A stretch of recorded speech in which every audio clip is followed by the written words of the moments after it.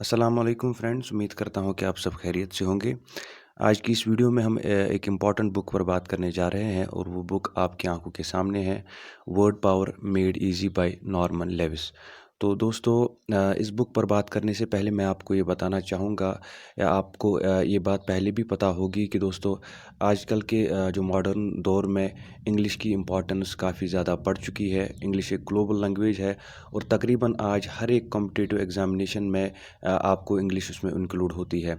चाहे आप कभी यूनिवर्सिटी का एंट्रेंस टेस्ट दें, उसमें भी इंग्लिश के पर्टिकुलर 10-20 मार्क्स होते ही है। इसी तरह अगर आप और कोई कॉम्पिटिटिव एग्जामिनेशन देते हैं, चाहे वो जॉब के लिए हो या कोई और हो, तो उसमें इंग्लिश आपको जो है ज़रूर आनी ही चाहिए। इसी तरह अगर आप यूपीएससी की बात करें, यूपीएससी सिविल सर्विसेज, तो उसमें भी आपको एक इंग्लिश का पेपर जो है वो कंपलसरी होता है और उसके बाद भी यूजुअली आपको जो है उसके पेपर इंग्लिश में ही लिखने होते हैं। तो आप भले ही कितने इंटेलिजेंट हो, आप में भले ही कितना ज़्यादा टैलेंट हो, लेकिन अगर आप इंग्लिश में कमज़ोर है तो मॉडर्न टाइम्स में शायद आपके लिए जगह नहीं है।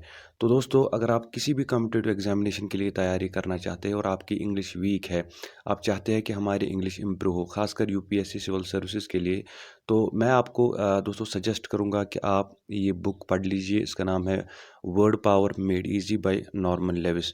तो दोस्तों, एक मोटी किताब है और मगर इसकी प्राइस जो है वो ज़्यादा नहीं है। 189 रुपीज़ इसकी प्रिंट में प्राइस है, लेकिन दोस्तों जब आप अमेज़न वगैरह से खरीदते, मैंने भी अमेज़न से ही लाई है, तो वहाँ आपको ये बुक जो है डिस्काउंट पे मिलती है। तो इसकी दोस्तों यूजुअली अगर आपको इंग्लिश इम्प्रूव करनी हो तो उसके लिए तो एक अच्छा तरीका ये है कि आप रेगुलरली न्यूज़पेपर्स वगैरह पढ़ें और ख़ासकर बुक्स पढ़ें।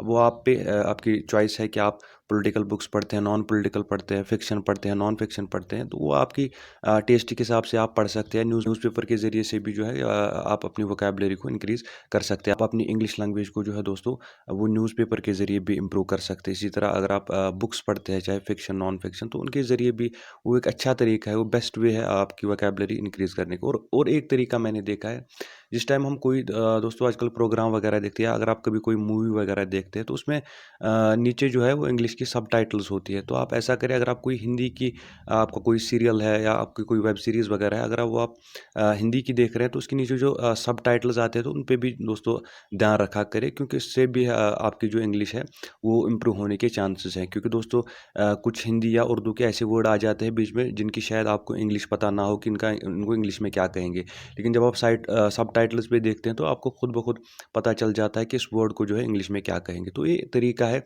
इंग्लिश को इम्प्रूव करने का। यूजुअली मैं खुद जो है इस पे बिलीव नहीं करता कि आपको कोई पर्टिकुलर बुक पढ़नी है इंग्लिश लैंग्वेज इम्प्रूव करने के लिए। मैं यही मानता हूँ कि अगर इंसान न्यूज़पेपर पढ़े या फिक्शन, नॉन फिक्शन बुक्स पढ़े, तो ऑटोमेटिकली जो है ये ग्रेजुअली आपकी जो इंग्लिश है वो इम्प्रूव हो जाती है। लेकिन दोस्तों, ये किताब एक ऐसी किताब है जिससे मैं भी इम्प्रेस हुआ, जिससे मुझे भी लगा कि नहीं, इसका एक इफ़ेक्ट है, और वो मैं बताऊंगा कि इसका क्यों इफ़ेक्ट है। दोस्तों, ये आपको शायद ये लगेगा कि इसमें बहुत सारे इंग्लिश के जो डिफ़िकल्ट वर्ड दिए होंगे, उनकी मीनिंग्स लिखी होगी या इसी तरह का कुछ होगा। तो दोस्तों, ये ऐसा बिल्कुल भी नहीं है। दरअसल इस बुक की ख़ास बात ये है कि एक एंगेजिंग बुक है, आपको बिल्कुल एंगेज रखती है। ये आप ये मान करके चले कि ये एक बुक नहीं, बल्कि आपका एक टीचर है। अब मैं आपको समझाता हूँ वो कैसे।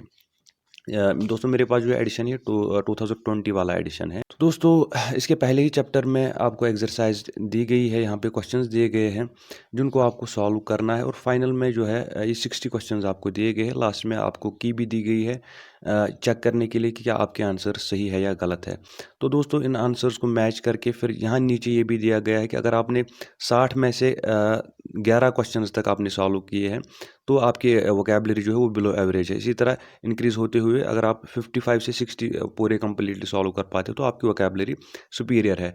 तो पहले ही ये आपको जो है एक तराजू में तोलती है कि आप कहाँ पे खड़े हैं। तो सबसे पहली एक्सरसाइज आपको उसके लिए दी गई है कि आप अपने आप का हिसाब करें कि आप किस जो मोड़ पे खड़े हैं, आपको कितनी इंग्लिश आती है, कितनी वोकैबुलरी आपकी स्ट्रांग है।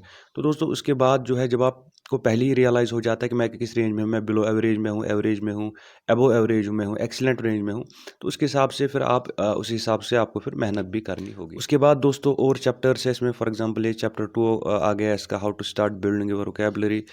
उसमें दोस्तों इसकी सबसे बड़ी बात ये है कि इसमें आपको एक रूट वर्ड दिया गया है। सपोज़ गाइन एक रूट वर्ड है, तो उसमें उसका मतलब है दोस्तों वुमन।